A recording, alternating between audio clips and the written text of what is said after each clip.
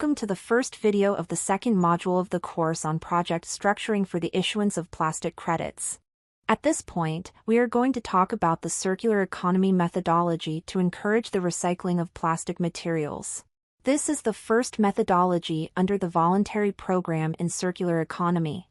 You can find this document at Cercarbono website. You can go to cercarbono.com from any browser. Then, go to the Other Programs tab and select the Circular Economy program. At the bottom of this page, you will find the methodology. When you download it, you will get two files, one in English and one in Spanish.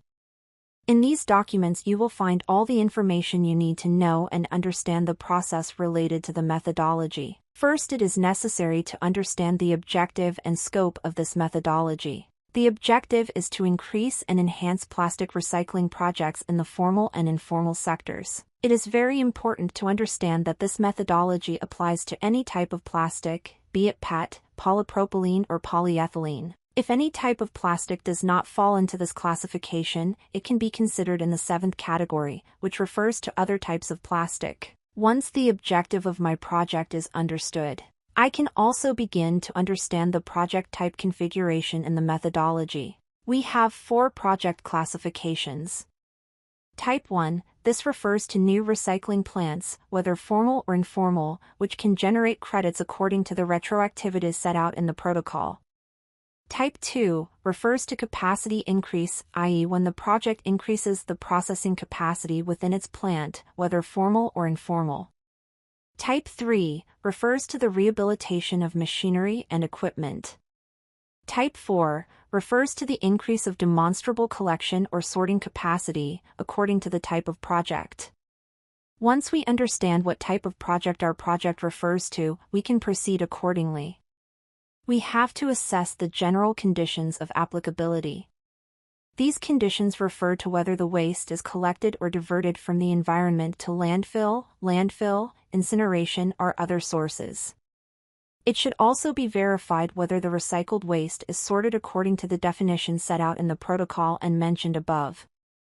It is important to confirm whether the recycling activity is carried out by mechanical or chemical processes, and whether the process does not involve undignified or unhealthy working practices. In addition, the activity must be able to demonstrate compliance with local and national legislation. Environmental and social safeguards also need to be ensured. The amount of recycled plastic waste must be accurately estimated.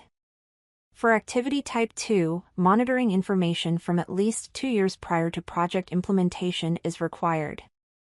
For activity type 4, it must be demonstrated that the recycling plant has not filled its installed capacity during the 2 years prior to project implementation.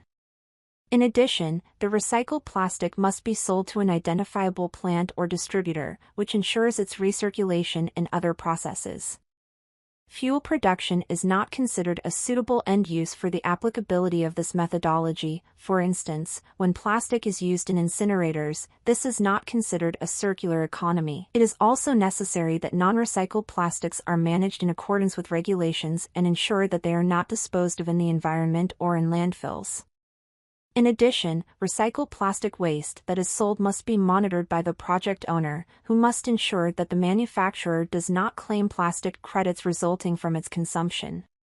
The plastic recycling plant must not compete with or divert plastic waste from other recycling plants.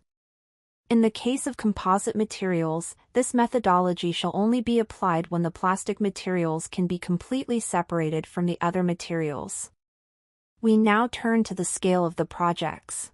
A project can be considered a small-scale project when the total installed capacity is up to 1,000 tons per year and is considered a large-scale project when the total installed capacity is more than 1,000 tons per year. Next, it is necessary to talk about the assessment of additionality. For a project to be considered additional, it must follow a step-by-step process.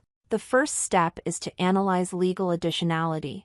This refers to the fact that the activities developed or implemented by the project must go beyond compliance with mandatory regulations. In many countries, extended producer responsibility regulations exist. When a project is reporting tons for compliance with regulations such as extended producer responsibility, these tons cannot be considered additional. Once the legal assessment is done in Step 1, it is necessary to move on to Step 2. This step refers to the fact that the activities or type of recycling must be the first of its kind. This means that the project must demonstrate, or if possible, prove that it is using technologies, methods or processes that are completely new in your country or region. After completing Step 2, which focuses on innovative activities or processes, we move on to Step 3, the positive list. On this list are mainly small-scale projects or projects with plastic waste collected from rural areas or less developed countries. Finally, in Step 4, the amount of recycled plastic is evaluated. This amount must be higher than a specific percentage of the plastic waste generated in the region or country where the project takes place. These rates must be higher than a specific percentage of the plastic waste generated in the region or country where the project is carried out. After the additionality analysis, all projects report their contributions to the achievement of the SDGs. For this we have a tool that we will discuss in a later video. Finally, the project must carry out calculations and establish a monitoring plan. The first calculation to carry out is the calculation of greenhouse gas (GHG) emissions. This calculation does not imply that the project will issue carbon credits, it is only an indicative calculation to determine how much emissions have been reduced by recycling this plastic, using official emission factors or those set out in the methodology. The project must then establish the baseline scenario, which will depend on the configuration of the project. For example, in a new plant, Type 1, the baseline scenario will be 0, and so on, depending on the configuration of the project. The project should then calculate the project scenario, i.e. the total amount of plastic waste recycled according to the type of recycling.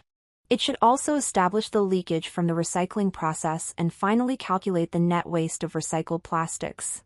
Once these calculations have been made, the project scenario should be compared with the baseline scenario to obtain the total credits issued. Finally, a monitoring program should be established to support these calculations. Thank you very much for your attention.